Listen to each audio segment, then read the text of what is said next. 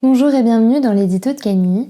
L'édito de Camille, c'est chaque jour un point sur les actualités publiées sur les sites d'infos chrétiennes.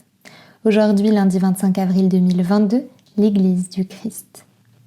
La Bible affirme que l'Église est le corps du Christ, c'est l'ensemble des croyants.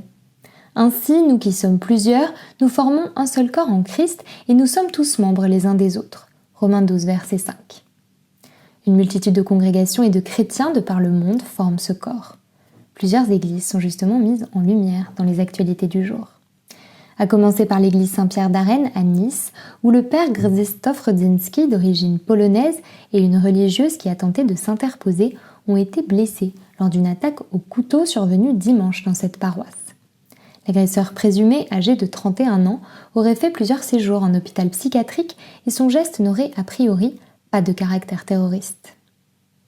Samedi, dans un contexte de tensions politiques croissantes, des milliers de chrétiens orthodoxes ont célébré la cérémonie du feu sacré, un rituel qui symbolise la résurrection du Christ dans l'église du Saint-Sépulcre à Jérusalem. Dimanche, à la suite de fortes pluies, l'église Deeper Life, dans l'état de Lagos, au Nigeria, s'est effondrée sur les fidèles rassemblés pour le culte.